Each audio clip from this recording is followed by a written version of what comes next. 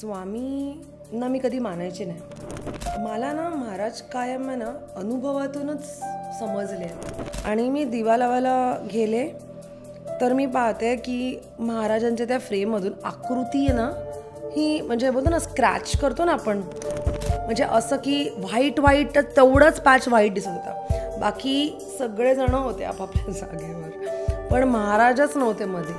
मी त्याला बोलवलं, त्याला सांगितलं दिनू लवकर बघ फ्रेममधून महाराज गायब झाले कुठेतरी. तर तुम्हाला म्हणतो काय बोलतेस तू.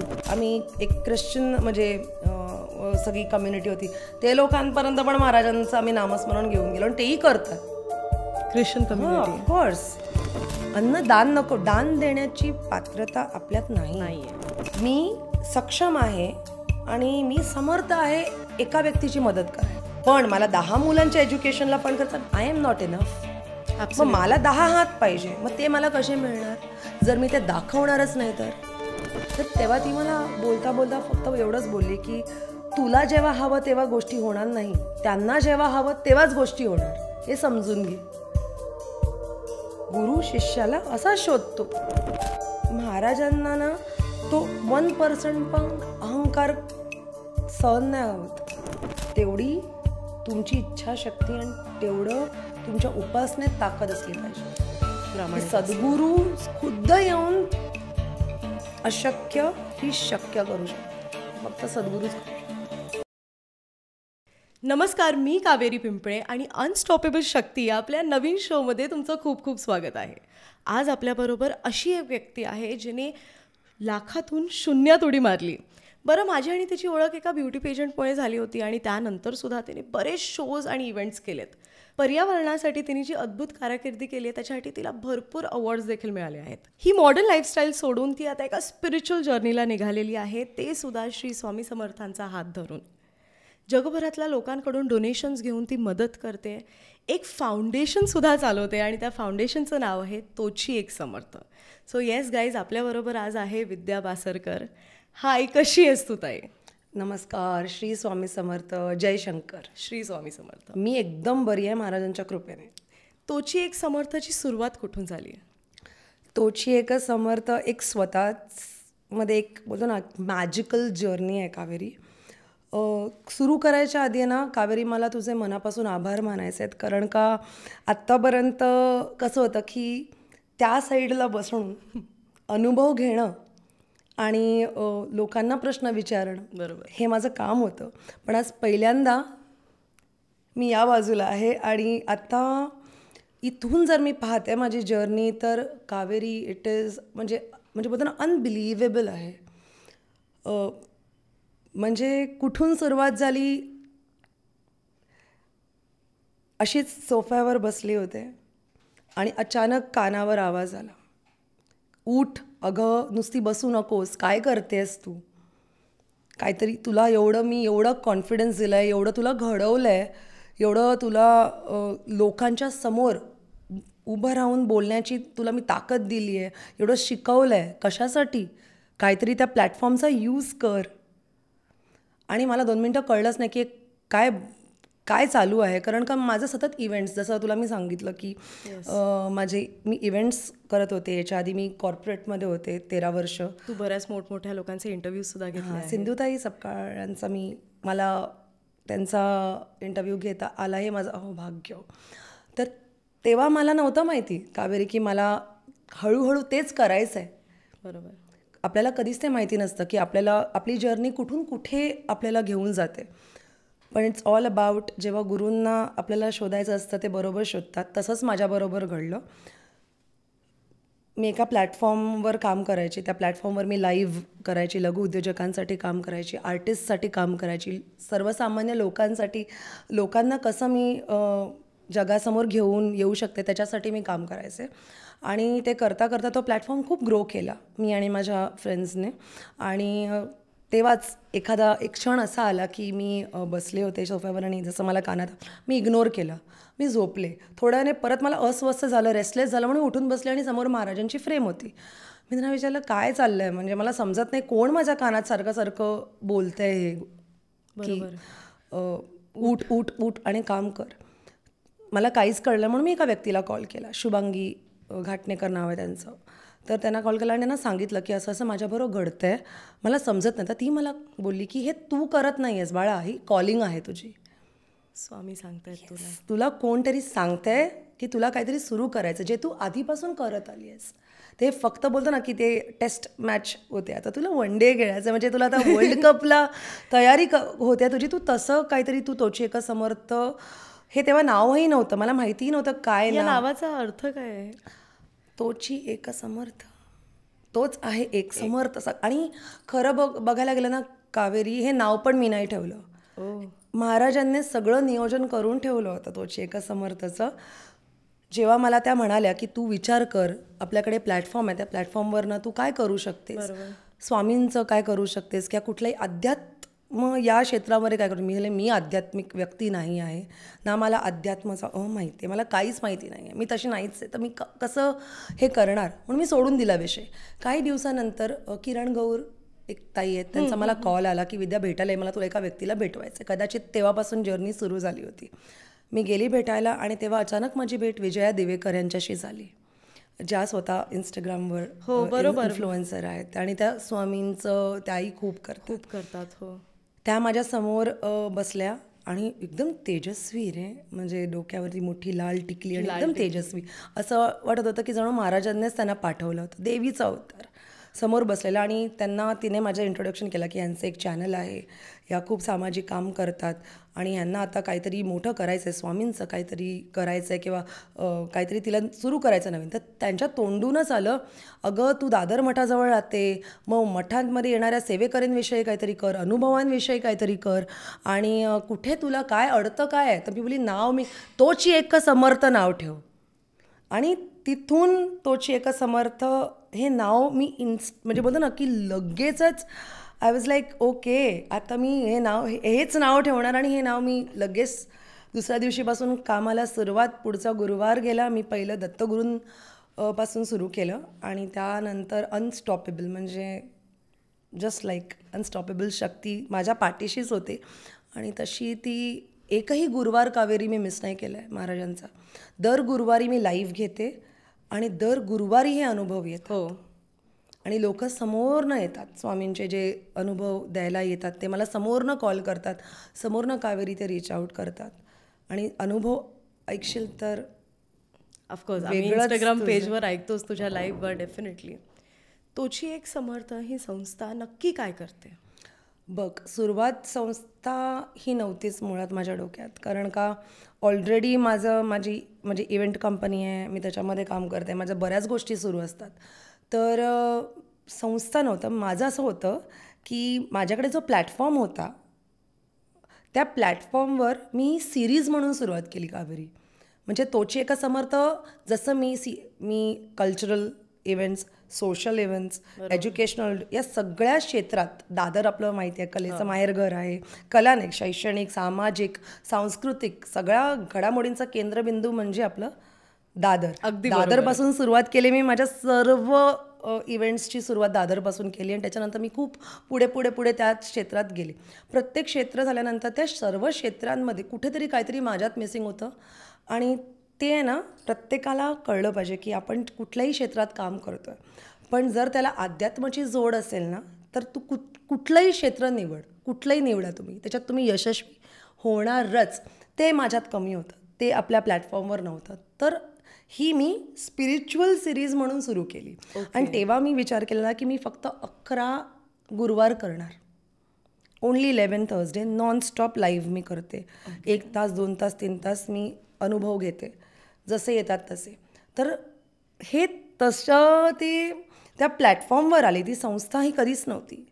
मी जवळजवळ दीड वर्ष, बरोबर एक वर्ष, 1.25 वर्ष तरी मी ती अनुभवांची पोटली सुरू ठेवलेली सिरीज.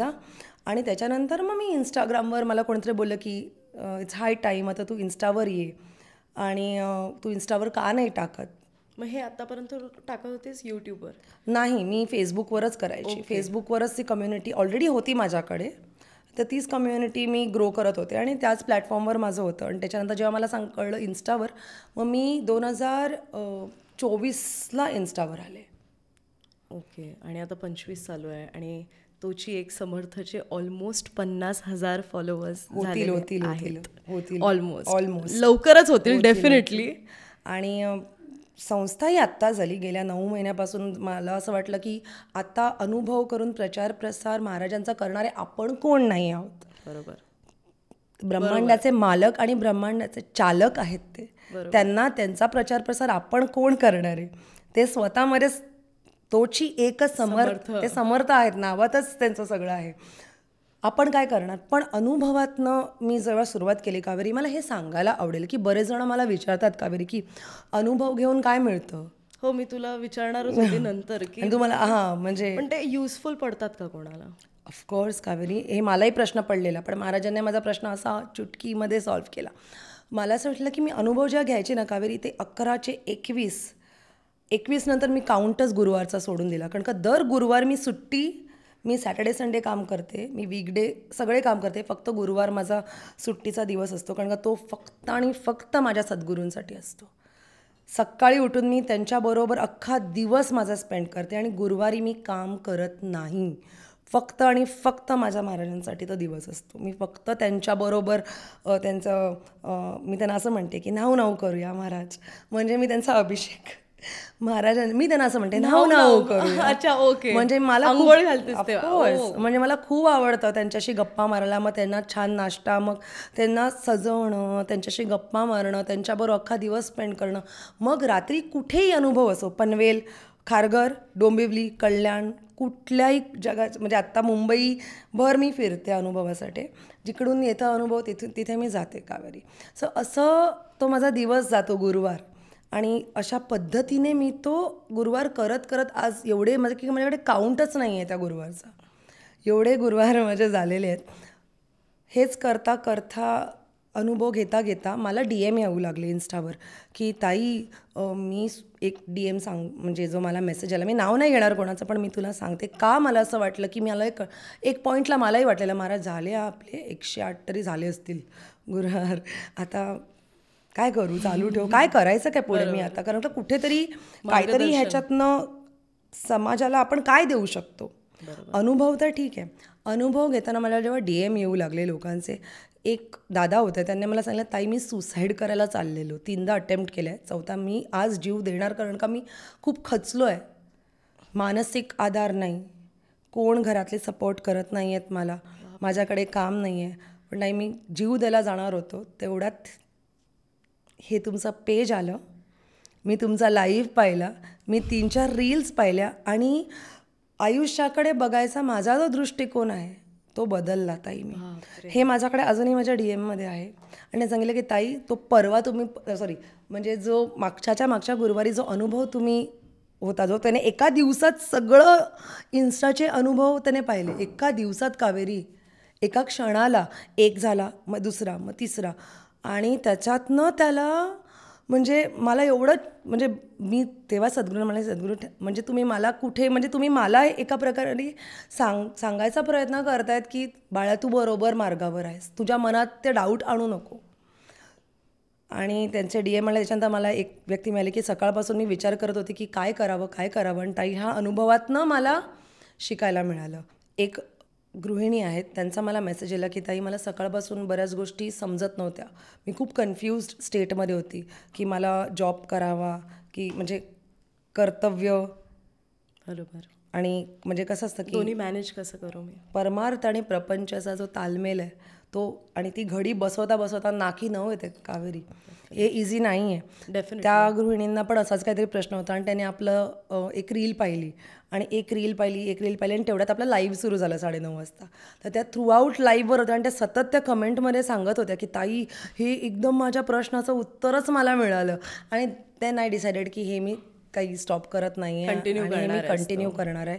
पण एक असा तुम्हाला म्हणालीस ना नक्की काय करतं तोची एका समजा आत्ता, तर जेव्हा हे अनुभवांची पोटलीच आमची अनुभवांची जी श्रीमंती आहे, जी मला प्रत्येक गुरुवारी कुठल्या ना कुठल्या तरी भक्तांच्या थ्रू मला पण अनुभवायला मिळते, हे जेव्हा चालू होतं एक साईडला, तेव्हा महाराजांनी ना एक मस्त लीला घडवली माझ्या बाबतीत.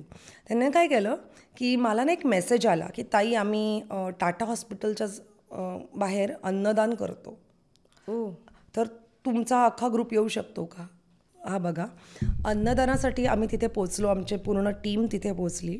तर अन्नदानासाठी आणि आम्ही खूप एक्साइटेड होतो की अरे बापरे, पहिल्यांदा आपल्याला असं काहीतरी करायला, म्हणजे मी केलेलं एकटं करणं आणि समूहाला घेऊन करणं, ह्याच्यावर मी तुला नंतर सांगेनच, हे माझ्यासाठी खूप महत्त्वाचं आहे. एकत्र आणणं सर्वांना, हे मी लहानपणापासून आहे माझ्यामध्ये. एकटं मी कधीच काही करत नाही आणि करणारही नाही. मला सर्वांना एकत्र घेऊन जाणंच, हेच मला, तशीच मी म्हणजे आईवडिलांनी तसंच मला ते लहानपणापासून तसेच संस्कार आहेत.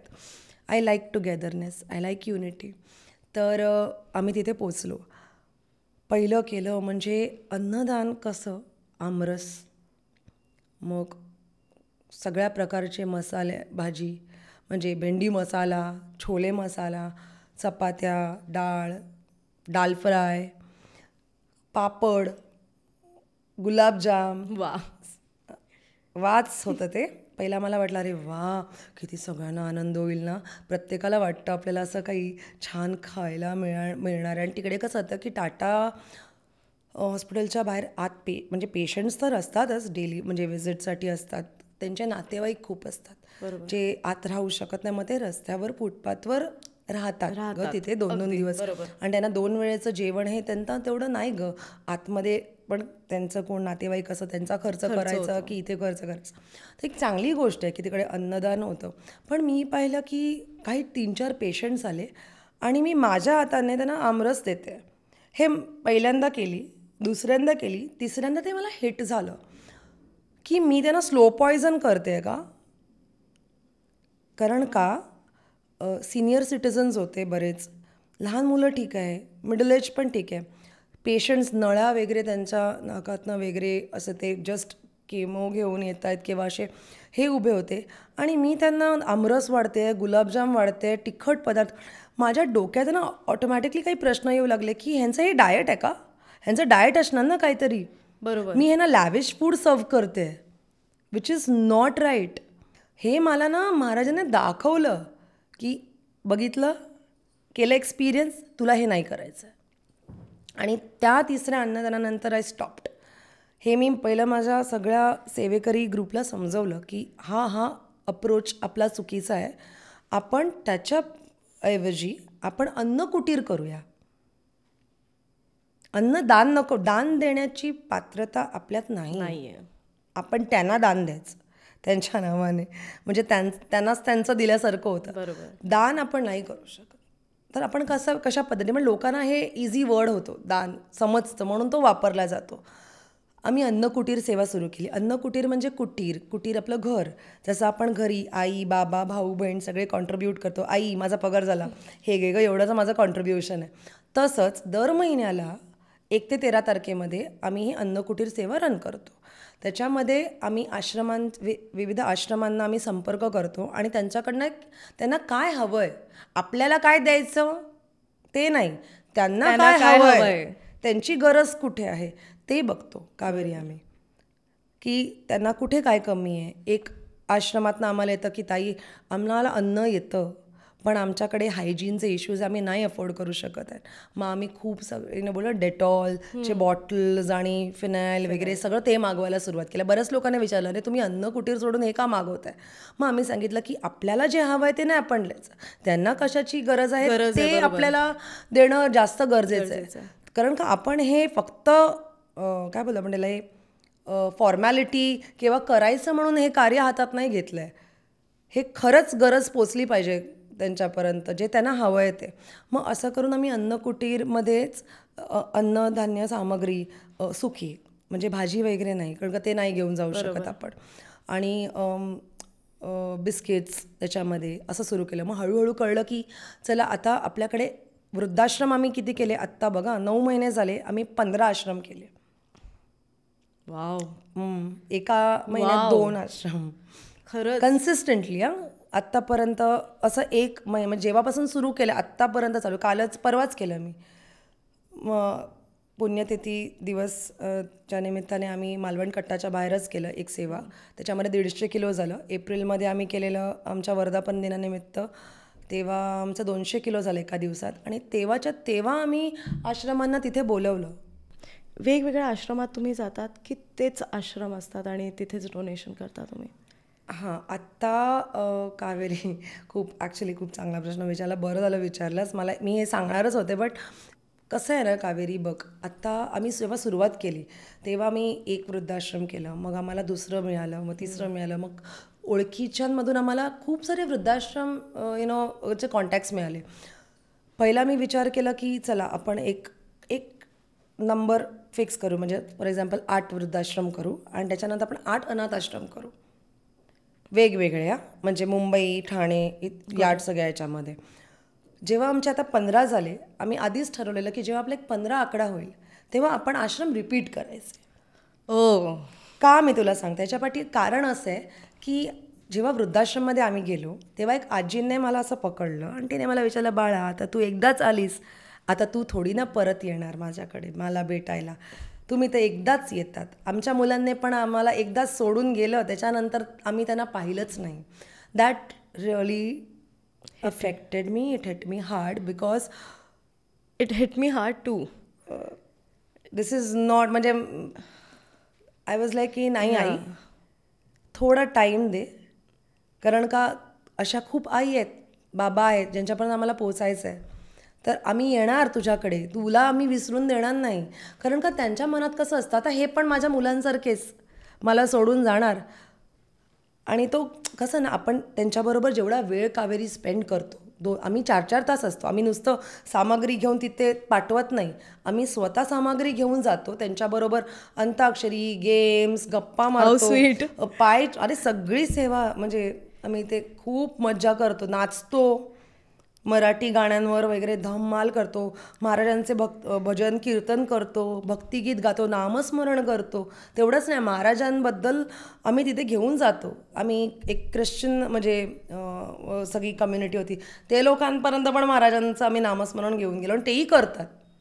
ख्रिश्चन कम्युनिटी ऑफकोर्स ते पण करतात. गुजराती असतात, त्याच्यामध्ये सिंधी मिक्स असतात ना, त्यांना पण हमको पता है तुम्हारे स्वामी समर्थजी, हमको पता है. खूप बरं वाटतं. तर त्यांना आम्हाला हे सांगायचं असतं की आम्ही पुन्हा येणार. आता आम्ही 15 झाले ना, 7 आमचे वृद्धाश्रम झालेत आणि आमचे 8 अनाथ आश्रम झालेत. आता आम्ही परवाच एक आश्रम केलं टिटवाळ्यामध्ये. तर आम्ही त्यांना सांगितलं की आत्ता मी रिपीट करणार. Very nice. कारण का आम्ही त्यांना विसरून देणार नाही. बरोबर. तर ह्यांच्याशी कायम असोसिएशन राहणार, कायम इकडे मदतीचा हात जाणारच जाणार. खूप लोक असं म्हणतात की जेव्हा आपण डोनेशन्स करतो तेव्हा आपण लोकांना दाखवून नाही केले पाहिजे ते डोनेशन्स, गुप्त केले पाहिजे. आणि तुझ्या पण पोस्टवर मी काही कमेंट्स वाचलेले मध्यंतरी की डोनेशन करताय तुम्ही पण ते दाखवताय कशाला लोकांना. तर त्यावर तू काय सांगशील? बरंच गुप्तदान जे तू म्हणालीस, हे आपण सगळे करतो. मी सक्षम आहे आणि मी समर्थ आहे एका व्यक्तीची मदत करायला. बरोबर. माझे 2 हात, मी स्वतः इनफ आहे ते मदत करायला. 500 रुपये पाहिजे घे, 1000 पाहिजे घे, 5000 पाहिजे घे. 50,000 मी एकटी नाही करू शकत, कारण का एकाला मदत करायची नाही आहे मला. आता मला पूर्ण त्या संस्थेला मदत करायची आणि तिथे मी एकटी इनफ नाही आहे कावेरी. आज जर मी एकटी, मी कित्येक वेळा करते, आणि हे सांगण्याची गोष्ट नाही आहे, ते मला सांगावं असं पण नाही वाटत, प्रत्येक जण करतो. बरोबर आहे. एखाद्या आजीला हात पकड, रस्ता क्रॉस करून दे, हे झालं एक प्रकारची मदत, ही सेवाच झाली. आई वडिलांची सेवा करणं ही सेवा झाली. प्रत्येक गोष्ट दाखवून नाही. एकटं करतो ना माणूस, ते आपण गुप्त ठेवू, ते समजतं. असे बरेच लोक करतात, पण माझी तेवढी कॅपॅसिटी नाही आहे कावेरी. मी एकाला मदत करू शकते, दुसरा नाही. पण आज मला एका मुलाचं 1 महिन्याचं शिक्षण असेल तर मी करू शकते. एका महिन्यामध्ये मला जर अन्नसामग्री द्यायची आहे, त्याला बुक्स द्यायचे आहेत, पेन द्यायचं आहे, पेन्सिल द्यायचे, मी ते देऊ शकते. पण मला 10 मुलांच्या एज्युकेशनला फंड करायचं, आय एम नॉट इनफ. मग मला 10 हात पाहिजे, मग ते मला कसे मिळणार जर मी ते दाखवणारच नाही तर? राईट. मी अशा पद्धतीने उत्तर देते ना. बरोबर. की आज मला एकाला मदत नाही करायची, मला त्या अख्ख्या 100 मुलांना मदत करायची, जी मी एकटी नाही करू शकत. त्यासाठी मला सर्वजण लागतील, मला खूप जण लागतील, खूप मदतीचे हात. आणि ती गोष्ट लोकांना समजली पाहिजे, त्याच्याशिवाय कसं कळणार? खूप गरजेचं आहे. बरोबर. आज जर NGOजने पण दाखवलं नाही की आम्ही वृद्धांना इथे राहायला देतोय किंवा आम्ही त्यांची काळजी घेतोय. जर त्यांना दाखवलं नाही तर आपल्याला कसं कळणार? कोणत्या NGOs कशासाठी काम करतायत? सो मला जे असं म्हणतात की कधी दाखवायला नाही पाहिजे, तर जर आज आम्ही नाही दाखवलं असं तर आज एवढा मोठा समूह आपला झालाच नसता. आणि एकटं आपण नाही करू शकत. आपल्याला सगळ्यांना एकत्र घेऊन जाऊनच करायचं. आणि हे महाराजांचं कार्य आहे. महाराजांच्या काळी महाराज भजन कीर्तनाला एकच व्यक्ती गायचा, कीर्तन करायचा का, भजन करायचं नाही ना. जेव्हा सगळे एकत्र यायचे आणि स्वामी नामाचा गजर करायचे तेव्हाचे व्हायब्रेशन्स कसे असतात? कसं असतं? आरती एकटी कर आणि आरती 10 जणांमध्ये कर, फरक असतो ना. खूप मोठा फरक असतो. हेच असतं सामाजिक बांधिलकी आणि समाजकार्य हे असंच केलं जातं, सगळ्यांना एकत्र घेऊन. स्वामींनी तुला कधी निवडलं किंवा मग स्वामी तुझ्या आयुष्यात कधी आले? स्वामींनी मला कधी निवडलं? खरं तर मला 2018मध्ये माझा पहिला अनुभव आला कावेरी. मला ना महाराज कायम आहे ना अनुभवातूनच समजले आहेत, जेवढे पण समजले आहेत. म्हणजे क्षमस्वी, महाराजांना समजणं किंवा महाराजांना जाणून घेण्या इतकं पण आपली नाही आहे. कारण का ना, स्वामींना मी कधी मानायचे नाही. माझी आई खूप करायची महाराजांचं. म्हणजे वयाच्या 19व्या वर्षापासून ती सिद्धिविनायक, तिचं विश्वच सिद्धिविनायक आणि स्वामी समर्थ महाराज हेच 2 नावं मी तिच्या तोंडून ऐकत आली लहानपणापासून. आणि ती पोथी वाचायची, नामस्मरण करायची, श्री स्वामी समर्थ, श्री स्वामी समर्थ. ते एकदा मी तिला बोलली पण होती, अरे काय सारखं सारखं तेच. म्हणजे ठीक आहे थोड्या वेळासाठी ठीक आहे, पण एवढं. तर आत्ता कसं झालं आहे माहिती, एक सिच्युएशन सेम, म्हणजे टेबल्स हॅव टर्न्ड असं झालं आहे. तर तेव्हा ती मला म्हणाली की तुला ती शक्ती माहिती नाही आहे, स्वामी काय आहेत ते एकदाच घुमवतील तुला, मग तेव्हा येईल ठिकाणावर, मग तेव्हा माझ्याकडे येऊ नकोस. असं तिचं फारसं असं, म्हणजे तिचं खूप इन्व्हॉल्वमेंट होतं, समजलं असतं. कारण का ती महाराजांची लेकच आहे ना. असं ती कायम म्हणते माझे बाबा. हे सगळ्या गोष्टींना मी तिच्याकडनंच शिकले. आणि कावेरी 2018मध्ये ना तिने मला ना, मी नवीन घरात शिफ्ट झालेली, तर तिने मला एक फ्रेम दिली होती. ती फ्रेम सहज आपल्या दादर मार्केटमध्ये अवेलेबल मिळते. ती फ्रेम कशी आहे, पाठी दत्तगुरू आहेत, छोटीशी फ्रेम होती एवढीशी. बाजूला इथे या साईडला साईबाबा, इथे गजानन महाराज आणि मध्ये श्री स्वामी समर्थ, असे ते फोटो फ्रेम, प्रॉपर आतमध्ये फोटो असं ना तसा. आणि मी रोज त्याची, मला नेहमी म्हणजे दिवा लाव जरा, बत्ती लावत जा, पूजा कर, 2 मिनटं हात जोडत जा जरा देवा पुढे. त्या तो काय मागत नाही, तुमचा वेळच मागतो, तो द्या जरा थोडा. बरोबर. तर मी म्हणली बरं. तर तेव्हा ना मी थोडीशी असं होतं माझं, पहिलंही होतं गं, पण आत्ता जरा तेव्हा हळूहळू होतं ना की ते डेव्हलप व्हायला सुरुवात झालेली. आणि मला असं वाटतं तेव्हाच माझी केस महाराजांच्या कोर्टात सबमिट रजिस्टर झाली. तर कसं ते तुला मी सांगते. महाराजांना कायम, जर तुला महाराजांना म्हणजे जर एखादा व्यक्ती समजू पण शकतो थोडाफार 1%, 0.1%, तर तो अनुभवातनं कावेरी. ओके. तर 2018मध्ये ती फ्रेम आईने मला गिफ्ट केलेली. दत्तगुरू एक बाजूला, साईबाबा एक बाजूला, गजानन महाराज म्हणजे स्वामी समर्थ. तर ते रोज पूजा करायची मी त्याची. तर एकदा ना ऑफिसमधून माझ्याकडे बरंच सामान होतं, तर माझा मानलेला भाऊ आहे दिनेश, त्याला मी घेऊन आले. त्याला सांगितलं थोडं मला सोडणार आहे घरी आणि सामान पण खूप आहे, तर तू येशील का? तो मला बोला हो विदू मी येतो. आम्ही आलो घरी, मी बसले, हातपाय धुतले. मी त्याला सांगितलं मी चहा टाकली आहे, फक्त दिवा लावते. आणि मी दिवा लावायला गेले तर मी पाहते की महाराजांच्या त्या फ्रेममधून आकृती आहे ना, ही म्हणजे बोलतो ना स्क्रॅच करतो ना आपण. आता समज एखादा स्क्रॅच कसं करतो आपण, असं खोडायचा प्रयत्न करतो स्क्रॅच, तसं ती स्क्रॅच आउट झालेली, कम्प्लिटली फेड अवे. म्हणजे असं की व्हाईट तेवढंच पॅच व्हाईट दिसत होता, बाकी सगळेजण होते आपापल्या जागेवर, पण महाराजच नव्हते मध्ये. तर पॉप्स होता. मला नाही माहिती कावेरी, मला अजून पण मला ह्याचं उत्तर मिळालं एका अनुभवातनं, पण that is like 1 year back मला मिळालं. ते अनुभवातच त्यांना सांगितलं. पण 2018मध्ये ही ची गोष्ट आहे. आणि मला समजलं, मी पॅनिक झाली. तर मी त्याला बोलवलं, कारण का मला काय करायचं सुचत नव्हतं. कावेरी, मी त्याला बोलवलं, त्याला सांगितलं, दिनू लवकर बघ फ्रेममधून महाराज गायब झाले कुठेतरी. तर तो मला बोलतो, काय बोलतेस तू? मी सांगितलं, अरे बघ, ते कुठेच दिसत नाही आहे, ते स्क्रॅच कसे काय झाले. आम्ही सगळी फ्रेम बघितली, कुठे काय लागलं आहे, every possible way, scientific reason बघायचा प्रयत्न केला, की मग जायचं तर पूर्ण इमेजेस जायला पाहिजे ना, त्यांचीच कशी काय आकृती गेली.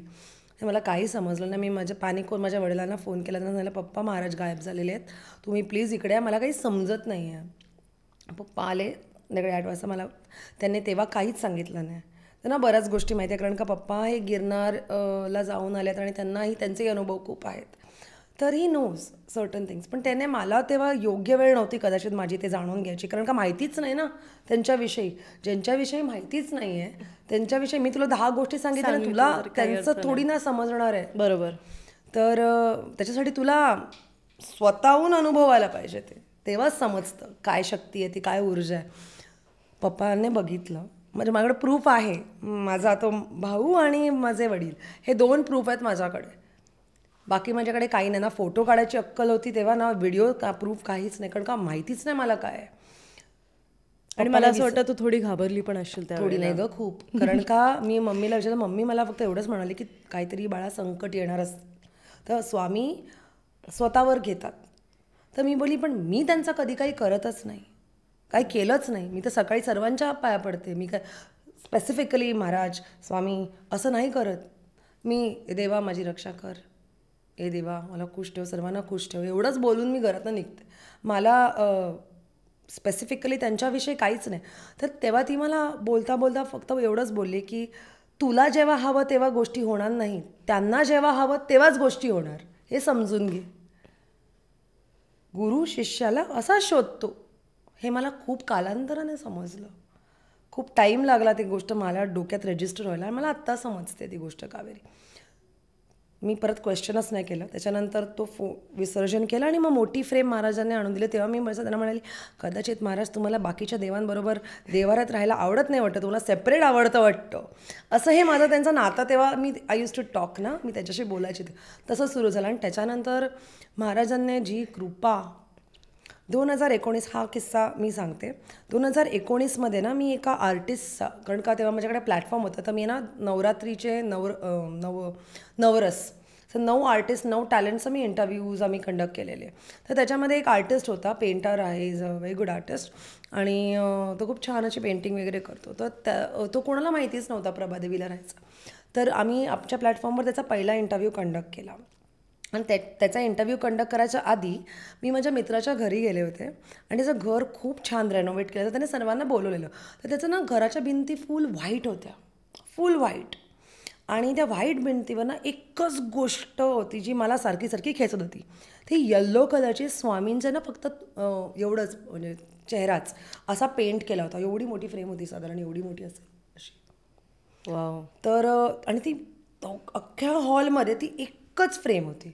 तर ना मी कुठल्याही रूममध्ये बसायची ना, तर माझं लक्ष तिकडेच जायचं. तर ना मी बोलली मनातल्या मनात, बघा कसं आहे की अरे काय भारी आहे वाटतं ना, म्हणजे पूर्ण ते येल्लो आणि येल्लो कलरचे होते ते.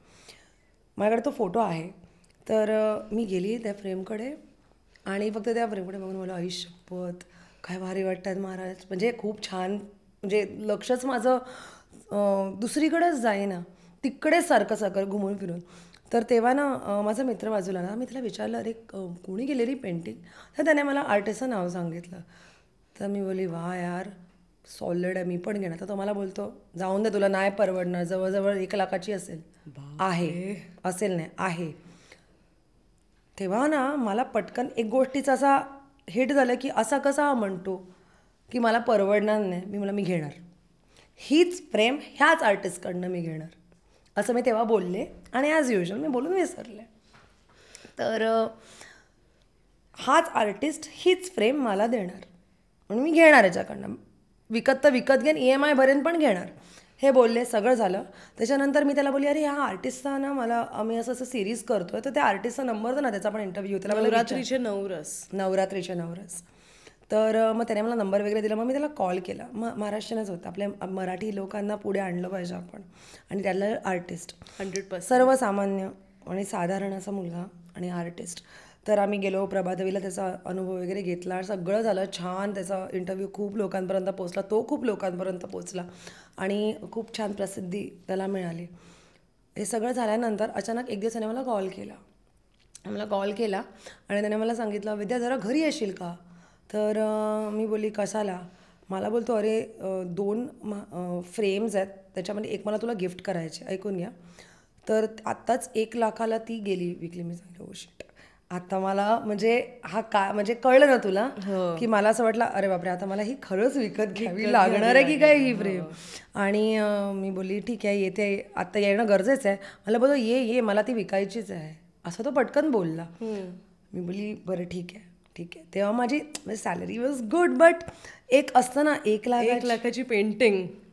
आणि मी त्याच्या घरी वगैरे गेली, छान गप्पा. त्याची आई खूप खुश झाली, खूप छान, तुमच्यामुळे आम्हाला म्हणजे छान इंटरव्ह्यू झाला आहे तिकडे. त्याच्यानंतर त्याने ना माझ्याच आधी एक कोणतरी आय गेस कुठल्या तरी न्यूजपेपरचीच एडिटर होती, त्याला त्याने ती विकली. तर मला बोलतो हे घे तुझ्यासाठी. तर मी बोलणार, ऐक ना, मी तुला ना EMI मध्ये देईन ना, मी तुला EMI मध्ये देईन हे पैसे थोडे. मला बोलतो काय वेडी आहे रे तू, हे मी तुझ्यासाठी गिफ्ट केले, म्हणजे गिफ्ट आहे ही फ्रेम. मी बघितली नव्हती फ्रेम आतमध्ये ओपन करून, काय हे उघड आणि बघ, हे माझ्याकडनं एक बोला टोकन ऑफ लव्ह करेक्ट तुझ्यासाठी. तर मी gratitude. I was like okay, शांती. आणि मी जेव्हा ओपन केले ना, तर तीच फ्रेम, तेच स्वामी, फक्त ऑरेंज कलरमध्ये त्यांना गेले होते आणि ते त्यांना मला तेव्हा गिफ्ट केलं. तर तेव्हा मला असं होतं की महाराजांना ना तो 1% पण अहंकार सहन नाही होत. मग तो आपला असून दे किंवा बाजूचा कोणाचा असू दे, त्यांना जिकडे जायचंय ते तिकडे जाणं. तेव्हा ज्या फ्रेममधून ते गायब झाले होते त्याच फ्रेममधून परत आले. तो फोटो गायब झालेला करेक्ट गेले. तेव्हा मला महाराजांविषयी माहिती नव्हतं, पण हळूहळू ज्या अनुभूती मला येत गेल्या, महाराजांची प्रचिती येत गेली, तर ते फ्रेममधूनच आले ना, फ्रेमच मिळाली ना मला, आणि फ्रेममधूनच परत आले. तर हा एक अनुभव होता. आणि माझा एक इव्हेंट होता, तो मी शॉर्टमध्ये सांगेन, कारण का अनुभव तो मी खूप जर डिटेलमध्ये गेले तर कदाचित मला ते अनावर होईल अश्रू माझे, कारण का माझ्या आयुष्याचा पहिला इव्हेंट होता कावेरी. तुला माहिती आहे, बिकॉज कुठलीही गोष्ट पहिल्यांदा सुरुवात करते की ती किती आपण इमोशनली इन्व्हॉल्ड असतो. खूप जास्त. मी माझा जीवाचं रान करून उद्योजकांसाठी एक इव्हेंट केला होता, बिझमास्टर त्याचं नाव होतं, लघु उद्योजकांची स्पर्धा. आणि त्यांना मी सगळं ट्रेनिंग वगैरे 1-1.5 महिन्यापासून तो इव्हेंट सुरू होता. खूप मेहनत होती. आणि रवींद्रनाथ नाट्य मंदिरमध्ये मी तो मिनी थिएटर आहे ना, तो बुक केला होता. त्याची वेळ होती साधारण ते 4 ते 7 घेतलेला मी, पण आम्हाला हॉल पुढेपाठी झाल्यामुळे सगळं आम्हाला एक हॉल 4:45ला मिळाला, 45 मिनिट्स लेट. तर आमचा शो सुरू उशिरा झाला, त्याच्यात तो लेंदी झाला. त्याच्यामुळे पुढचा जो शो होणार होता त्याची सगळी लोकं 7च्या दरम्यान यायला सुरुवात झाली. आणि ते सारखे बाहेर बोलवत होते मला, आणि माझं लक्षच नव्हतं, कारण का सगळं माझं स्टेज पुढे होतं, माझं लक्षच नव्हतं. आणि बॅक स्टेजला जेवढे लोक होते ते पुढे बसलेले, सगळं स्पर्धा सुरू होती आणि फायनल राऊंड होता. आणि ते जे होते ते मला अभी खाली करो, अभी 5 मिनिट आहे. आणि पुढचा अर्धा तासाचा शो होता माझा. 5 मिनिट अभी आप पूरा हॉल एम्प्टी करो वरना हम लाईट्स ऑफ कर देंगे. ते वॉचमॅन काका पण होते, आप नीचे जाके बात करो. मी खाली गेले, खाली त्यांच्याशी बोलले. ते बोले अगं सगळे प्रेमचंद यांचं नाटक आहे ते. तर सगळे मोठे मोठे दिग्गज लोक खाली येऊन बसले आहेत. नाही हे करू शकत मी काही याच्यामध्ये, तू त्यांच्या ऑर्गनायझर्सशीच बोल. ऑर्गनायझर दिसला, मी त्याचे हात जोडले. तर मला बोला नाही आपको समजना चाहिए, आपको इतना भी तो खूप रूडली बोलला. एवढा रूडली बोलला की मी माझ्या म्हणजे नीजवर होते खाली. आय वॉज बेगिंग की प्लीज समजा, तुम्हाला मुलगी असती, तिचं असं पहिलं असतं. माझे वडील आत बसले आहेत, म्हणजे माझी फॅमिली आत बसली आहे, ही सगळी लोकं माझ्यावर विश्वास ठेवून आले. फिनाले आहे माझा इव्हेंट, म्हणजे पहिला इव्हेंट आहे, प्लीज मला थोडासा टाईम द्या प्लीज. नाही ऐकायला तयार, खाली करो मुझे कुछ नाही पता. आणि तो वॉचमॅन काका गेले आणि ते लाईट ऑफ करायला गेले. तर मी वॉचमॅन काकाला बोलली प्लीज 2 मिनटं मला द्या प्लीज. मला खूप म्हणजे कावेरी माझ्या डोळ्यासमोर आता चित्र उभं राहिलं. ते बोले नाही गं ताई मी काय करू, माझ्या हातात. मी सांगितलं प्लीज तुम्ही नका लाईट ऑफ करू. खूप माझं म्हणजे खूप इज्जत तर जाईलच, पण मी ह्याच्यातनं बाहेर नाही येऊ शकणार. माझा कॉन्फिडन्स जाईल, माझा सगळा आत्मविश्वास निघून जाईल आणि मी काय करू शकणार त्याच्यानंतर कावेरी. असं सांगितलं त्यांना. मग मी बोली जाऊन दे, आता जे होतं ते होऊन दे. मी महाराजांना सांगितलं, आता तुम्ही आहात ना, आता तुम्ही खाली उतरा. असंच बोलली मी त्यांना, तुम्ही खाली या मला नाही माहिती, तुम्ही उभे राहा, तुम्ही वाचवा, हे सगळं तुम्हीच करू शकता. आणि मी त्यांना फक्त हाक मारली आणि मी बॅकस्टेजला ना, सगळे पुढे होते ना. विचार कर, इव्हेंट माझा, मला कुठे बसायला पाहिजे? स्टेजच्या खाली, गेस्ट बरोबर. मी पाठी डोक्याला हात लावून बसलेली खाली जमिनीवर बॅकस्टेजला. आणि आय वॉज लाईक दिस, असं बसलेली मी अशी. आणि ना मला असं वाटलं की फुटस्टेप्स अप्रोच होत होते, कुठे जवळ आले. आणि अचानक कोणतरी आलं, तर मी ना असं फक्त बघितलं, असं खालून असं वर. तर ना ते जे प्रेमचंद ऑर्गनायझर होते ना, ते होते उभे आणि ते असे उभे होते माझ्यासमोर 2 मिनिटासाठी. म्हणजे महाराजांच्या ह्याच्यात आहे की आणि ते असं बोलत होते, क्या कर रहे हो आप इधर क्या कर रहे हो, आपको आगे होना चाहिए, आपका जरूरत आगे है पीछे नहीं है. मी 2 मिनिटं विचार केला की हा नक्की म्हणजे एवढा बदल माणसामध्ये. तो पण रूडली बोलत होता तुझ्याशी. तरी माझं आणि माझ्या फ्रेंड्स आरतीचं आम्ही दोघी करत होतो, दोघींचाही अपमान केलाय त्याने 10 लोकांसमोर बाहेर, त्याच्यात सगळ्या आर्टिस्ट समोर. कसं काय हे ट्रान्सफॉर्मेशन, कसं काय हा बदल? आणि आला आणि असाच उभा होता, जाओ जाओ, आणि असा हात करे, अगदी हां अगं त्याच्यात त्यांच्या रूपातच होते ते. जाओ जाओ, आपका जरूरत आगे, आप पीछे क्या करो, पीछे मैं हूँ ना, आप एक काम करो, सिर्फ मेरे को ये 2 रूम्स खाली करके दे दो, एसी का सब सामान. मेरे आर्टिस्ट ना वो गर्मी से लथपथ हो गए, उनको अंदर बैठना है एसी में. मी बोली हां. मी 2 मिनटात सगळं सामान काढलं, त्यांना आत बसवलं, बोला जाओ जाओ अभी जाओ, आप जाओ, आपका खतम करो. आणि मी पुढे गेले, रिलॅक्स. अर्धा तास मला त्यांनी दिला. अर्ध्याचा माझा पूर्ण इव्हेंट दिला. थ्रू आउट इव्हेंट ते तिथे एक जागेवर उभे राहून फक्त ते मला बघत होते. मी त्याच्या पायाही पडली. कावेरी, कसं माहिती, हाक मारली ना मी माझ्या. पण अर्थात ते असंच म्हणाले तुला की तू जा पुढे, पाठीशी मी आहे म्हणून. ऑफकोर्स. आणि कधी कधी काय होतं ना, मी त्यांना तेव्हा ना देव, स्वामी म्हणजे देव, पण मला आत्ता कळतंय की ते गुरु आहेत. गुरु शिष्याचं नातं वेगळं असतं. म्हणजे असं म्हणता ना कावेरी की परमेश्वर म्हणजे कसं की गुरु आहे ना, तुम्हाला सगळ्या संकटातनं बाहेर काढू शकतो. अगदी म्हणजे परमेश्वर नाही काढू शकणार, पण गुरु नक्कीच तुम्हाला त्याच्यातनं बाहेर काढेल. त्यांचं कसं असतं की एकदा जो लिखा है वो होगा, पण गुरूंमध्ये ते ताकद असते ते सगळं बदलण्याची. तेवढी तुमची इच्छाशक्ती आणि तेवढं तुमच्या उपासनेत ताकद असली पाहिजे. प्रामाणिक सद्गुरू खुद्द येऊन अशक्य ही शक्य करू शकतात. हे फक्त सद्गुरूच करू शकतात. एवढं मला तेव्हा समजलं की सगळ्या देवांना हाक मारली मी, पण जेव्हा गुरूंना इथून कळकळीने हाक मारली ना, तेव्हा ते आले आणि तुझ्या पाठीशी उभे राहिले. अर्थातच. तू आता मगाशी म्हणालीस की मी हाक मारली स्वामींना, अशी अजून कोणत्या देवाला किंवा देवी आईला हाक मारली आहेस का? बघ, हाक अशी नाही मारली, पण एक तुळजापूर भवानी आईचा किस्सा सांगते. मी फर्स्ट टाईम तुळजापूरला जात होते कावेरी, आणि मी एवढे एक्सायटेड होते ना, कारण का मला तुळजापूर पंढरपूर म्हणजे मी एवढी स्वतःला लकी समजते की मला काय अप्रतिम अनुभव या दोन्ही ठिकाणांवर आले आहेत. म्हणजे खरंच पुण्यनगरीच म्हणेन मी, अजून काय म्हणू. तुळजापूरला जेव्हा मी जात होते तेव्हा ना माझं आणि ना मी नेहमी माझं आणि गुरूंचं किंवा माझं आणि देवाचं ना मी कॉन्व्हर्सेशन असतं कायम. मी त्यांच्याबरोबर तशीच बोलते जसं की माझ्या घरातले आई, बाबा, भाऊ. आई देवी आई, बाबा स्वामी बाबा, आणि धनकवडीचे माझे शंकर महाराज म्हणजे माझे दादा महाराज. त्यांना मी माझा मोठा भाऊच मानते, आणि तसंच असतं आमचं नातं त्यांच्यासोबत. तर देवी आईला मी सांगितलं, आई मी पहिल्यांदा तुझ्याकडे येत आहे, पहिल्यांदा. तर मी तुझ्यासाठी मस्त साडी, मी सगळी शॉपिंग केली आहे, म्हणजे मस्तपैकी सगळ्यांसाठी घेतली. विठोबा रुक्माई तिच्यासाठी घेतले, मी सोहळं घेतलं, साडी तिच्यासाठी घेतली, देवी आईसाठी साडी घेतली, महाराजांसाठी घेतलं सोहळं उपरणं मस्त. अक्कलकोटला पण गेलो आम्ही. पण तुळजापूर भवानी आईचा अनुभव असा की मी तिला ना तिथे येताना मी तिला सांगितलं की आई मी येते आहे, आणि तू मला भेटायला यायचं, आणि तुझी साडी तूच घ्यायची, मागायची माझ्याकडे, हे मी तिला म्हणाले. आणि हे म्हणाले आणि मी विसरले ॲज युजल. म्हणजे आपण नाही ग एवढं बरोबर एवढं लक्षात ठेवत. मी तिला हे कधी म्हणालेली जेव्हा निघताना की तू ये आई प्लीज, मला तूच घेऊन जायची. म्हणजे कसा हट्ट बघ, वेडा हट्ट असतो. आणि मी गेले तिथे तुळजापूरला मी पोचलो वगैरे छान. तर मंदिरापासून थोडं आधी म्हणजे वेशीवरच म्हणून मंदिराच्या तिकडेच आम्ही उभे होतो. तेवढं त्यांना एक आजी आल्या, म्हणजे अशा एकदम अशा मला बोलतात बाय, असं म्हणजे इथे पकडलं आणि मला बाय, मला भूक लागली आहे गं, मला काहीतरी खायला देशील का? तर मी बोली हां देते ना आई, चला या. मग बाजूला एक हॉटेल होतं, मग मी त्यांना हॉटेलमध्ये घेऊन गेले आणि माझ्यासोबत 2 सेवेकरी होते आमचे.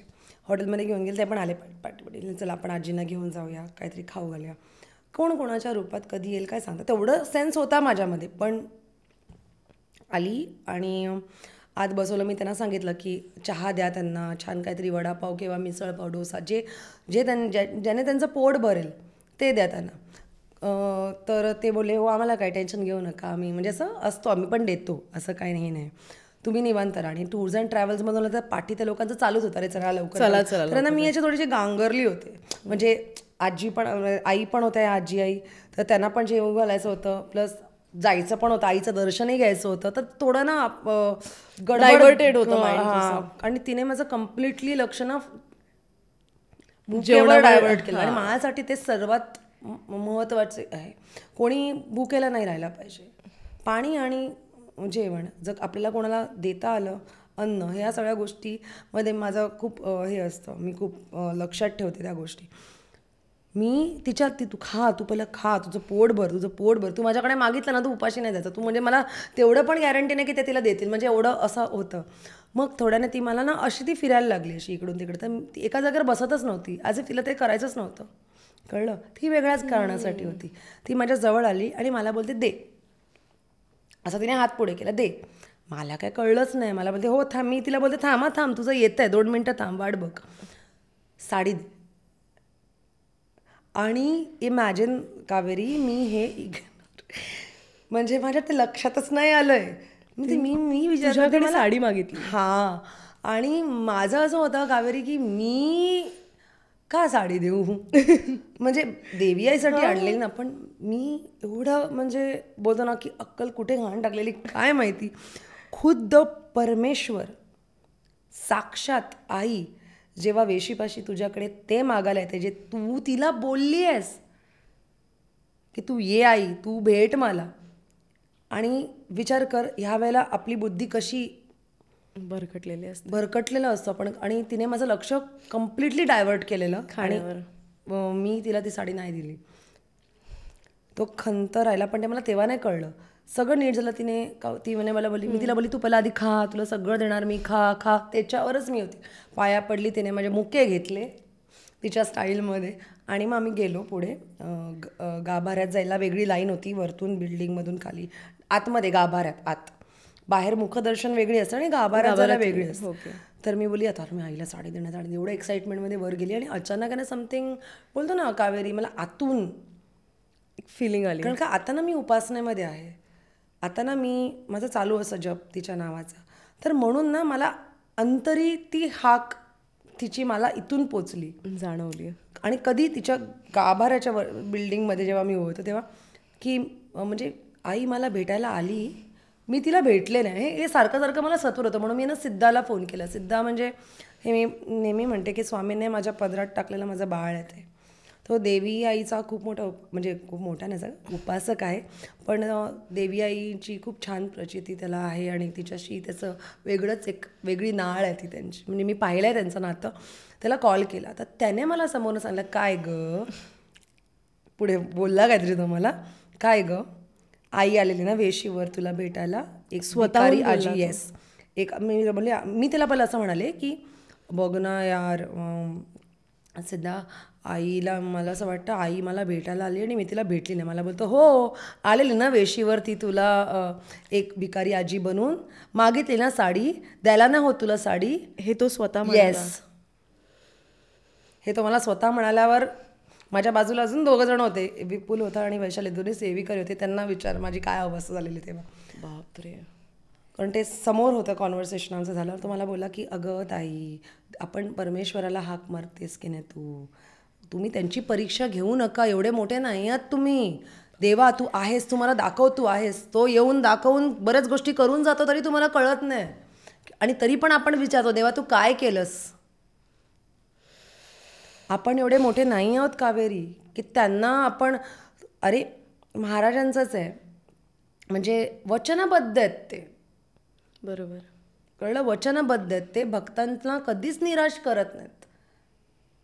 असंच नाही आहेत ते. म्हणजे त्यांना एवढं आहे की ते भक्तांच्या हाकेला धावून येणारा त्यातली देवी आई आणि सद्गुरुनाथ आपले महाराज हाकेला भक्तांच्या धावून येतात. पण आपल्यामध्ये तेवढं सामर्थ्य पाहिजे आणि आपल्या उपासनेत आपली तेवढी ताकद असली पाहिजे की ते ओळखता आलं पाहिजे. त्याच्यानंतर ही चुकी माझी झाली. मी माझी उपासना दणगट करणार आणि अजून करणार आहे. ते झालं.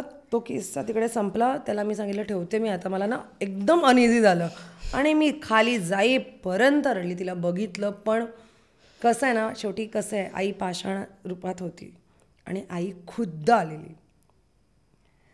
मला ते एवढं झालं ना की मी आहे ना माझी सोल तुळजापुरातच होती आणि मी मुंबईत आले कावेरी. आणि मला ते एवढं हिट झालं ना म्हणजे एवढं वाईट वाटलं ना की मी घरी आले. आणि माझ्या घरी आहे ना सिद्धांत त्याच्या उपासना केंद्रातून ना म्हणजे आईची नवरात्र उत्सव आम्ही साजरी करतो. तर आईची मूर्ती त्याने बनवून घेतली आहे आंब्याच्या ह्याच्यापासून.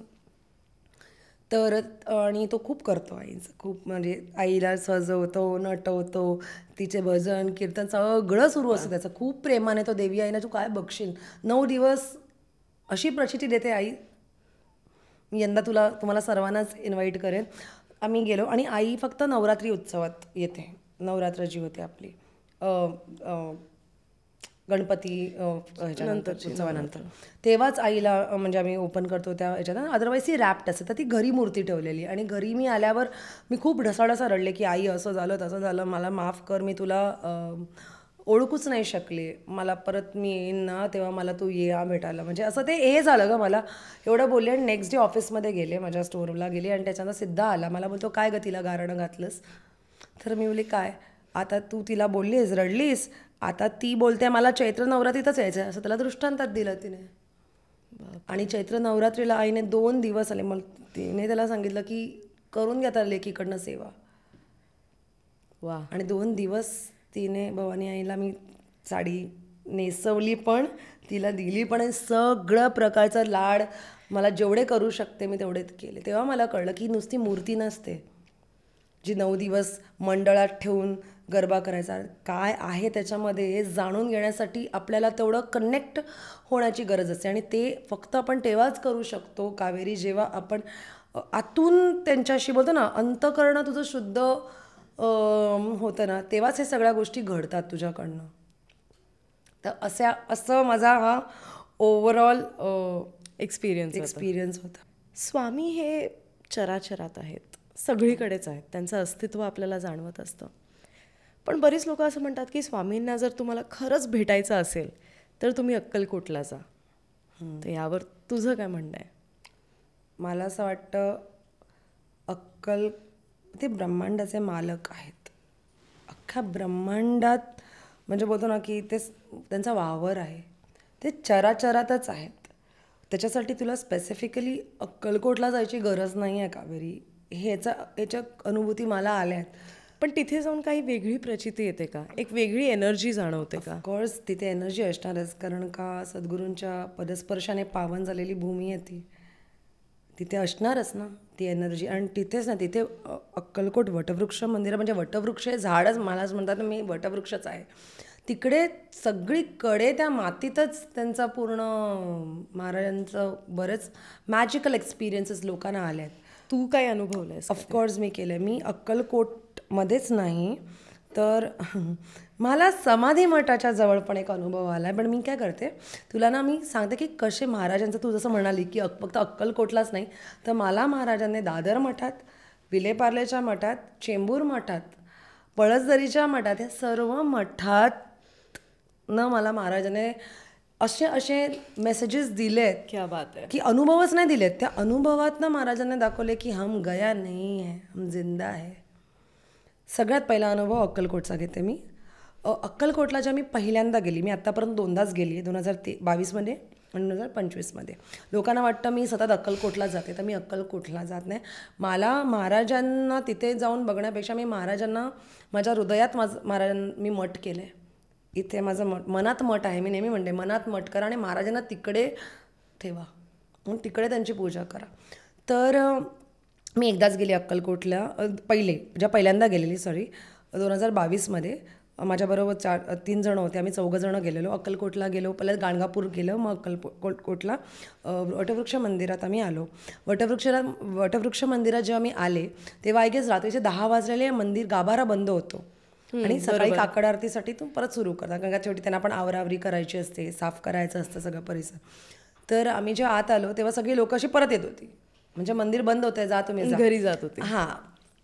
आणि आम्ही तिथे त्या निवासस्थानातच आम्ही तिथेच होतो राहायला. तर आम्ही आलो, मी पुजारी काकांना सांगितलं, काका आम्ही ना गाणगापूरवरनं आलो, 2च मिनटं फक्त दर्शन घेऊन दे ना. तर ते पुजारी ऐकायलाच मागत नव्हते, नाही तुम्ही जा, उद्या सकाळीच यायचं, प्लीज द्या ना आत येऊन. आणि मी तर ना ते तिकडे जस्ट एक स्टेप वर गेली आणि त्याने ते गाभाऱ्याची जी दरवाजा ना, ती जाळी, ती अशी माझ्या तोंडावर बंद केली. तर मला ना खूप ते असं वाईट वाटलं की असं कसं माझ्या तोंडावर बंद केली तुम्ही जाळी. 2 मिनटं फक्त बघूनच द्या ना, 2च मिनटांनी चौघच आहोत, पटकन बघणार आणि जाणार, म्हणजे आजचा दिवस आमचा छान होईल. बरोबर, एक ते कंप्लीट होईल. आणि मग उद्या सकाळीच या, काकड आरतीला या, सकाळी लवकर उठून या, तुम्हाला लवकर उठायचं ना, काय काय बोलत होते ते आम्हाला. बोलले की नाही ठीक आहे. तर ते लोक, माझ्या 3 फ्रेंड्स म्हणाले की चल आपण जाऊया, ते काय ऐकत नाही आहे. तर मी बोलली थांब एक शेवटचा प्रयत्न करते, म्हणून मी ते जाळीत डोकं टाकलं असं, द्या ना गुरुजी प्लीज, द्या ना, बघून द्या ना 2 मिनटं. नाही, जा. आणि आमच्या पाठून जेवढी लोक येत होते ना, ते पाठूनच गिवअप करून जात होते, म्हणजे ठीक आहे आज सोडतच नाही तर यांना कुठून सोडणार, ट्रायच नव्हते करत. मी खूप प्रयत्न केले, खूप जास्त केले, पण नाही. शेवटी मग मी निघालो, वळलो, दरवाजापाशी आलो. कावेरी, जेव्हा मी दरवाजामध्ये बाहेर पडणार तेवढ्यात गाभाऱ्यात ना हाक आली, काय नुसतं दर्शनच घ्यायचं आहे का तुम्हाला, उचला ते खराटे आणि स्वच्छ करा सगळं परिसर. 2 मिनटं मी थांबले, कोणाला बोलले हे. तर तिकडे एक सेवेकरी उभा होता, विठ्ठलाचं नाव आहे, तो हसत होता आमच्यावर. मला बोलतो हसतं, मला तुमच्यासाठी आहे मेसेज. तर मी त्याला विचारलं खराटे, झाडू त्या रूम आतल्या खोलीत आहेत, उचला. आणि बरोबर 4 झाडू होते आणि तुम्ही पण 4 लोक आणि 4 लोक होतं. हातात घेतली झाडू. मला एवढा आनंद झालेला, महाराजांनी म्हणजे काहीतरी करायला दिलं. ठीक आहे आज दर्शन नाही, पण ॲटलिस्ट फुल ना फुलाची पाकळी काहीतरी कावेरी मला मिळालं करायला. बरोबर, सुरुवात केली, अख्खं परिसर स्वच्छ केलं. जेवढे जिकडे लोक बसतात सकाळी ना, आरतीच्या आधी बसतात, ते सगळं परिसर आम्ही स्वच्छ केलं. करता करता करता गाभाऱ्यातनं पुन्हा हाक आली, आता काय नुसतं बाहेरच करणार, आत या आणि आत करा.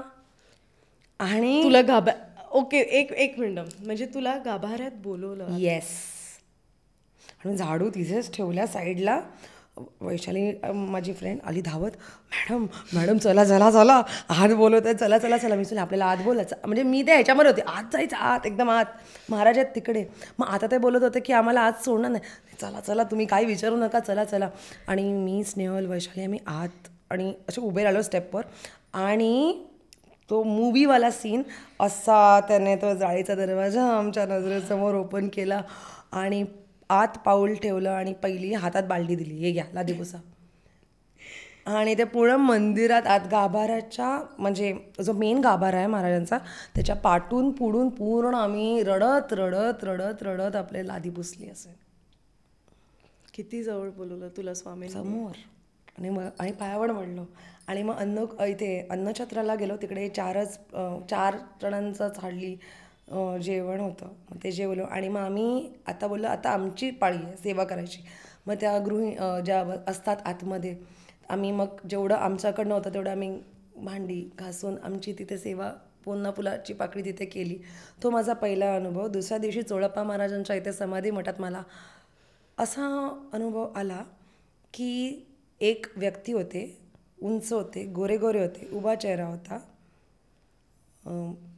धोतर सदरा असा काही घातला असेल, टकलू होते आणि एक ठिकाणी तेजस्वी असे उभे होते. बरोबर समाधी मंदिराच्या बाजूला चोळप्पा महाराजांचं घर आणि समाधी मंदिराच्या मध्ये तिकडे तुळशी वृंदावन आहे, त्याच्या अगदी समोर. आणि मला म्हणतात, मी ना सगळं बघून आली आतून, वीर वगैरे, अण्णू महाराजांना पण विचारलं तर आहेत का, तर मला नाही सांगितलं. तर मी बाहेर आली तर ते मला बोलतात, म्हणजे मी गेली त्याच्याजवळ, तर मला बोलतात तर मी त्यांना मला बोलतात आत भेटायचं आहे कोणाला, तर मी सांगितलं हो अण्णू महाराजांना मला भेटायचं होतं, असं सहज महाराजांविषयी काही जाणून घ्यायचं होतं. आतमध्ये आहेत. मग मी सांगितलं मला नाही सांगितलं भेटायला, म्हणजे नाही मिळणार, असंच आहे पण राहून देत. तर मी म्हणली तुम्ही कोण? नाही मी पण त्यांचाच वंशज आहे, चोळप्पा महाराजांचाच मी वंशज आहे. तर मला काय माहिती नाही काय झालं, तो माणूस एवढा तेजस्वी होता, असं उंच गं. मी बोलली आता एक नाही दोन, कदाचित मला माहिती नाही काय, मी डायरेक्ट त्यांच्या चरणांवर म्हणजे पाया पडले आणि आम्ही पुढे गेलो. मी तिला बोलवायला गेले की तू इकडे, आपल्याला आतमध्ये अण्णू महाराज नाही मिळाले पण चोळप्पा महाराजांचे वंशज भेटायला. ते तिकडे नव्हते, ते जे कोण होते हां कुठे गेले मला नाही माहिती, पण ते तिथे नव्हते. तर माझं असं म्हणणं आहे की महाराजांना म्हणजे ते कसेही कुठल्याही रूपात येऊन भक्तांना देतात जे मागतील ते. आपण आपल्या हातात नसतं कावेरी ते. हे 2 अनुभव मला 2022ला आलेला. त्याच्यानंतर मला विलेपार्ले मठाचा जो अनुभव आला तो मी सांगते, दादर मठाचा पण आला. हे सगळे अनुभव मी थोडक्यात सांगेन, डिटेलमध्ये नाही सांगू शकत, कारण का त्या अनुभवांचीच एक वेगळीच मजा आहे. विलेपार्ले मठात सांगते मी. माझ्या 2 फ्रेंड्सबरोबर आम्ही 3 जणी गेलो. मी जाणार नव्हती, त्यांनी मला शॉपिंगला बोलवलेलं पण मी म्हणाले नाही मला इंटरेस्ट नाही आहे यायचा. त्यांनी मला आमिष दाखवलं की नाही आम्ही शॉपिंग नंतर करणार आहोत, पहिला मी विलेपार्ल्याच्या मठात जाणार आहोत. आणि मी विलेपार्ल्याच्या मठात गेली नव्हती, ऐकून होते. तिकडे पोचलो तर मला माहिती नाही का मी कधी महाराजांना असं काही स्पेसिफिकली नाही घेऊन जात, अशीच जाते रिकामी आहेत. खूप सारं प्रेम घेऊन जाते मी त्यांना सांगते मी काय जाणलं तुमच्यासाठी खूप खूप प्रेम महाराज, कारण का मला ते नाही करायचं आहे टॅबू, तो चाफाच घेऊन जा हेच घेऊन जा नाही. आडलं असलं मन तर जाते घेऊन, अदरवाईज मी अशीच जाते त्यांना हाय हॅलो करायला. मी गेले पार्ले मठाच्या बाहेर एक फुलवाले काका बसत, मला का काय वाटलं आणि मी गुलाबाचं फूल घेतलं तिथून. तर ते गुलाबाचं फूल घेऊन मी बोलली महाराज आज तुमच्यासाठी खास मी गुलाबाचं फूल आणलं, असं चाललेलं माझं गेटवरनंच. आत गेले आणि आत आले आणि विलेपार्ल्याचं मठ बघितलं. आय वॉज मेस्मराइज्ड यार. It's very pretty, divine, beautiful, peaceful, शब्दच नाही निशब्द. आणि शंकर महाराजांचे फ्रेम बघितली, मग शांतादुर्गा आईची मूर्ती अप्रतिम. आणि ना मी आहे ना एक बघत बघत बघत बघत ना एक साईडला गेली, भिंतीला टेकली असे. आणि इकडे ना लाईन होती, लोक फुलहार वगैरे घेऊन लाईनमध्ये उभे होते. आणि ते गुरुजी एक होते, ते त्यांच्याकडनं फूल घ्यायचे आणि इथे ठेवायचे आणि हार घ्यायचे इथे ठेवायचे. मी एक साईडला चुपचाप त्या दोघींना सांगितलं पहिल्यांदा आपण आरामात बघूया महाराजांना छानपैकी, कारण का फूल देऊन मग परत उभं राहता येत नाही नीट बघता, तर आपण इथे बघूया आणि मग लाईनमध्ये जाऊन जे आपण घेतलं ते देऊया. त्याने चाफा घेतला, मी गुलाब घेतले. तर ना माझ्या हातात ना असं होतं गुलाब असं. हां, आणि मी महाराजांकडे जे बघते इकडे तिकडे बघते तेव्हा नाही काका आले तिकडून आणि त्याने ना माझ्या हातातनं गुलाब फुल स्नॅच केलं.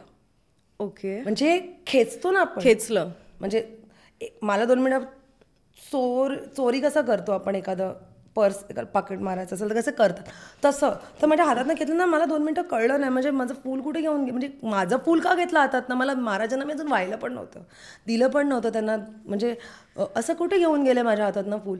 आणि ते कुठे दिसण्याचेच झाले मला ते काका. तर 2 मिनिटं मी ना आम्ही तिघे असे दोघी तिघी एकमेकींकडे बघतोय आणि आम्हाला काहीच कळलं नाही. आणि ना ती मला बोलली थांब. आणि ते काका आहे ना त्या फ्रेमच्या पाठी जागा आहे अशी राऊंड मारायला, प्रदक्षिणा मारायला.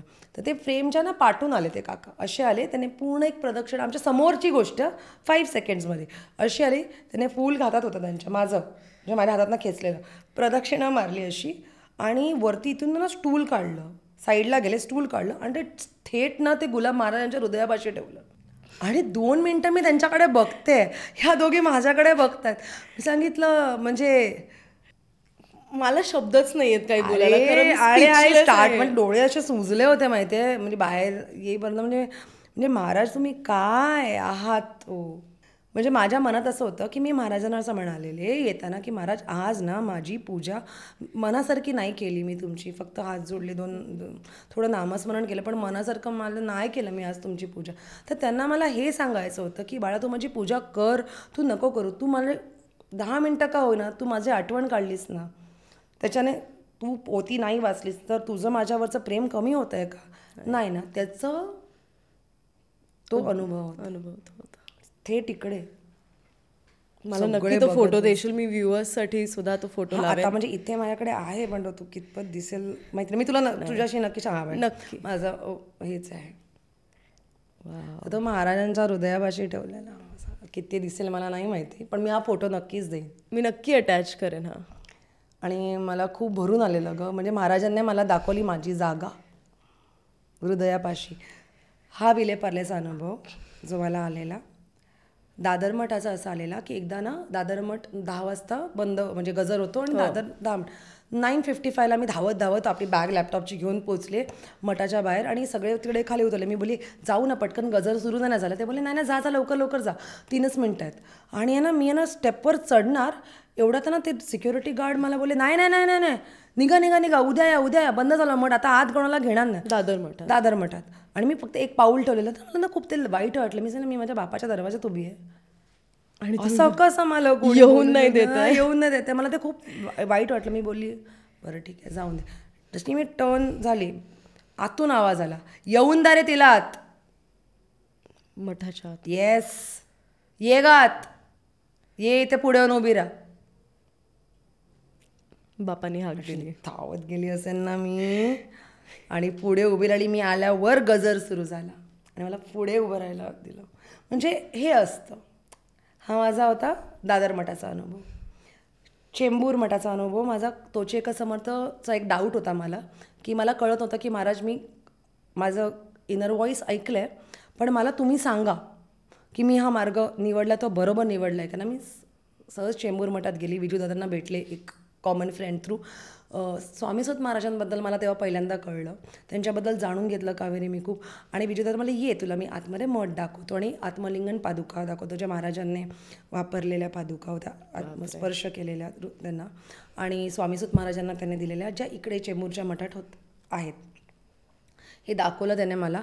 आणि आहे ना मी आहे ना जागृत गाभाऱ्यात उभी होती, अशा हात जोडलेले, आणि महाराजांना म्हणत होते की महाराज मला फक्त तुम्ही काहीतरी संकेत द्या की मी ज्या मार्गावर आहे तो तुम्हीच मला दिला आहे ना, तुम्हीच मला, म्हणजे तुमच्या आज्ञेनेच सुरू आहे ना, त्याच्यामध्ये सगळं प्रामाणिकपणे होतं आहे ना महाराज, मी बरोबर आहे ना, मला फक्त उत्तर द्या, एवढंच बोलले.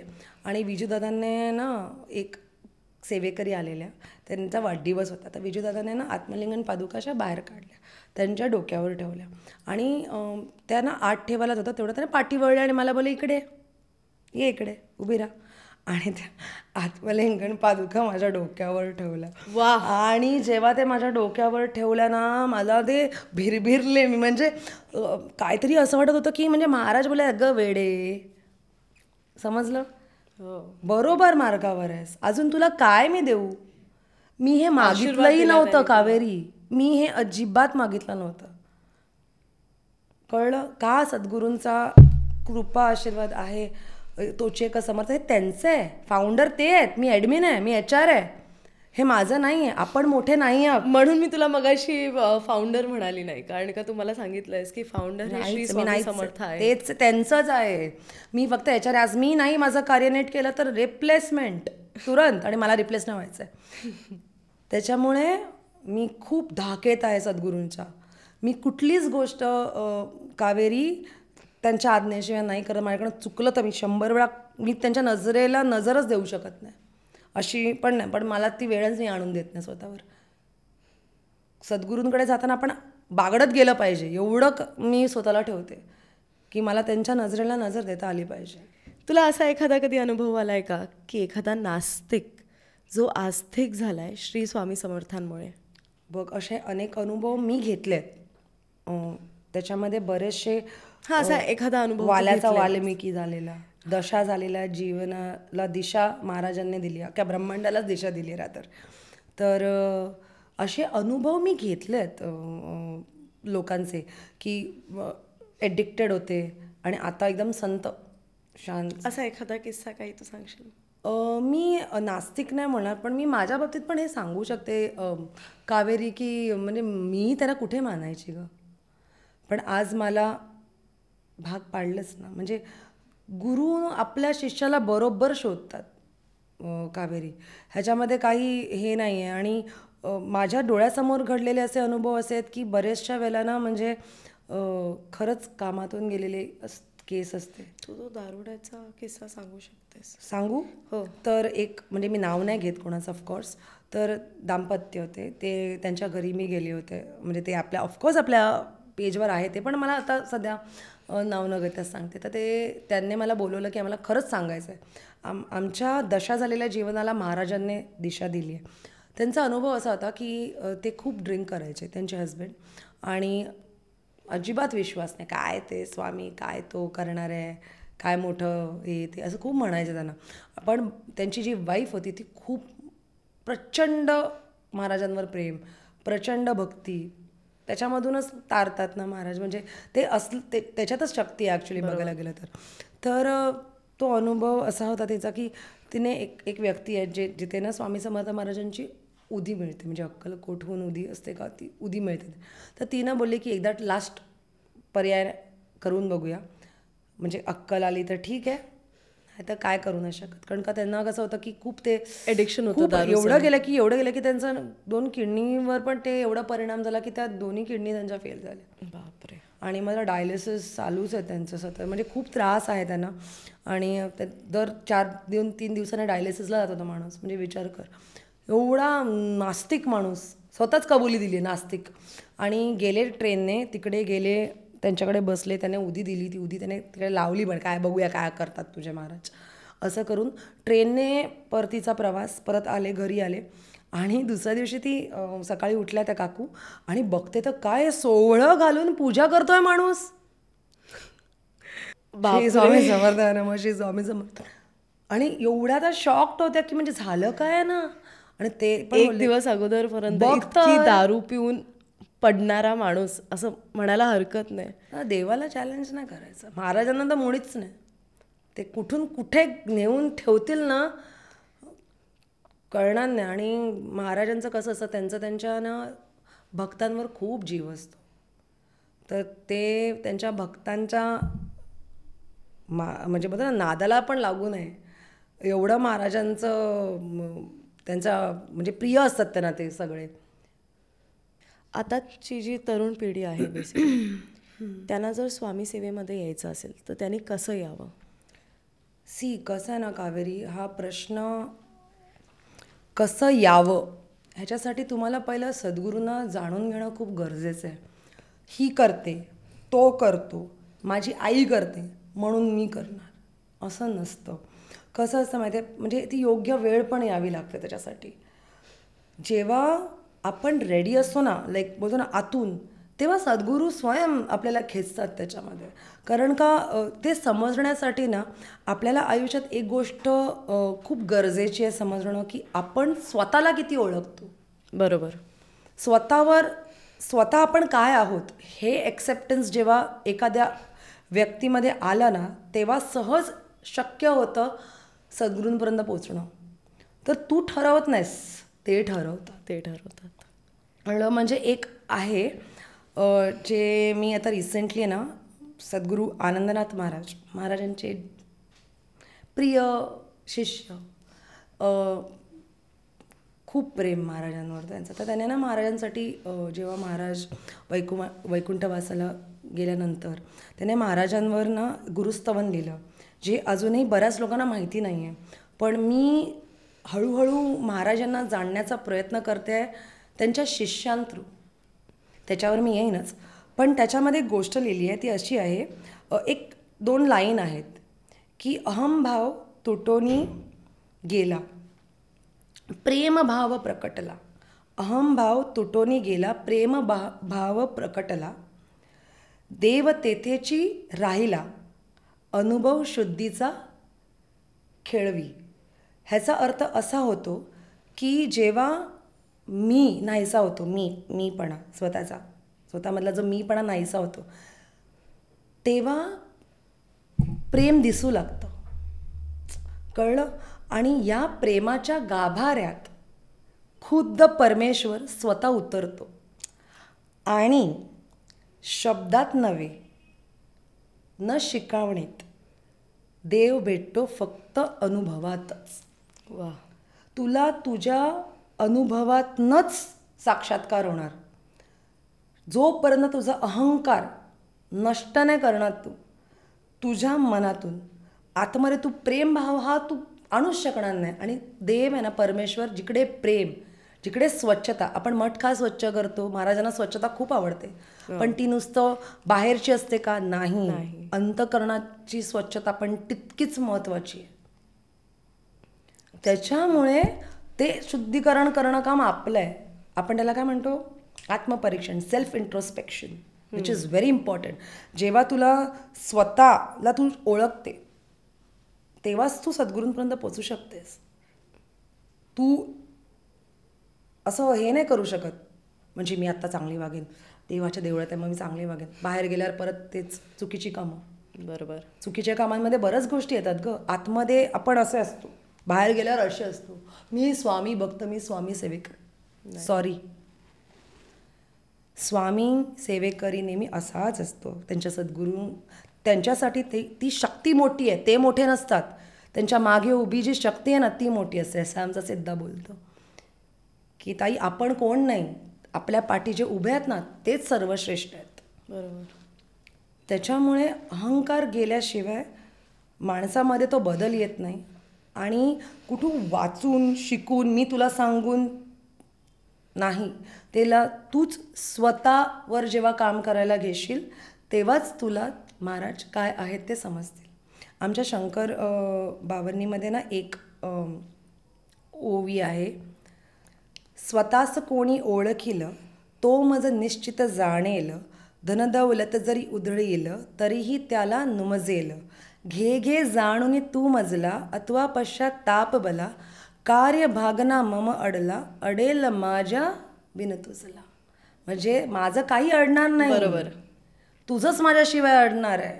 तर तू स्वतःला ओळखलंस तरच माझ्यापर्यंत पोचशील. नक्कीच. जर तू स्वतःला ओळखलंस नाही, तुझ्या चुका तू मान्य नाही केल्या, स्वतःवर काम नाही केलंस, तर तू सद्गुरूंपर्यंत कसा पोचणार? बरोबर. असं आहे. तर तुम्ही या मार्गात येणं न येणं हे कम्प्लिटली गुरूंवर आहे. पण त्याच्यापेक्षा ते आपल्यावर पण जास्त आहे, कारण का आपण बोलतो ना, आत्मपरीक्षण करणं खूप गरजेचं आहे. बरोबर. आणि त्याच्यातनंच तुम्ही सद्गुरूंपर्यंत पोचू शकतात. मला खूप खूप खूप बरं वाटलं आहे तुझ्याशी बोलून, खरंच खूप बरं वाटलं आहे. आणि डेफिनेटली या पॉडकास्टनंतर मी तर भरपूर काही माझ्यासोबत घेऊन जाते, भरपूर नॉलेज आणि खूप एक्सपिरियन्सेस, अनुभव. आणि डेफिनेटली व्ह्युअर्सना सुद्धा एक टेक बॅक खूप मोठा मिळालेला आहे. सो थँक्यू सो मच विद्याताई. खरंच मला खूप खूप छान झाला पॉडकास्ट आणि खरंच थँक्यू सो मच. तू एवढं वेळात वेळ काढून आलीस आणि काही कमाल पॉडकास्ट झाला आहे. सर्वप्रथम कावेरी, तू जे अनस्टॉपेबल शक्ती जी ऑलरेडी आपल्या पाठीशी आहे आणि ती आपल्याला कुठेच थांबवून देत नाही. तसंच तोची एक समर्थ हा प्रवास, मी नेहमी असं म्हणते, आता प्रवास हा असाच आणि हा कायम असाच राहणार आहे. कारण का शेवटी ते सद्गुरूंची आज्ञा आहे आणि त्यांनी हे याच्यासाठी मला निवडलं आहे, तोची एका समर्थासाठी. आणि त्याच्यासाठी मला हे कार्य खूप पुढे घेऊन जायचं आहे, आपल्या सगळ्यांनाच रादर घेऊन जायचं आहे. आणि त्याच्यासाठी मी तुम्हाला पण रिक्वेस्ट करेन की आपण आत्ता दर महिन्याला आपलं देवाची तिजोरी हे नाव आम्ही या उपक्रमाला दिलं आहे. कारण का देवाच्या तिजोरीत कायम अन्न सामग्री बोला, शिक्षण सामग्री बोला, वैद्यकीय सामग्री तुम्ही देऊ शकता, आर्थिक ज्यांना मदत करायची आहे तेही करू शकतात. तर खूप लोक येतात, आपल्याला कनेक्ट होतात अक्रॉस महाराष्ट्र, बाहेर इंडियाच्या बाहेरनं पण आपल्याला आपल्याशी सर्व कनेक्टेड आहेत. आपल्या इन्स्टावर पेज आहे तोची एक समर्थ, यूट्यूबवर आहे. तर तुम्ही नक्की कनेक्ट व्हा, नक्की फॉलो करा, नक्कीच. आणि महाराज करून घेतात ते. कारण का जर खरंच सत्कर्म आपण ठरवलं, इंटेन्शन्स राईट सेट केले की सगळं मिरेकल सुरू होतं. ते ॲब्सोल्युटली ते ब्रह्मांडाचे नायक आहेत, ते आपल्याकडनं सगळं करून घेणार आहे.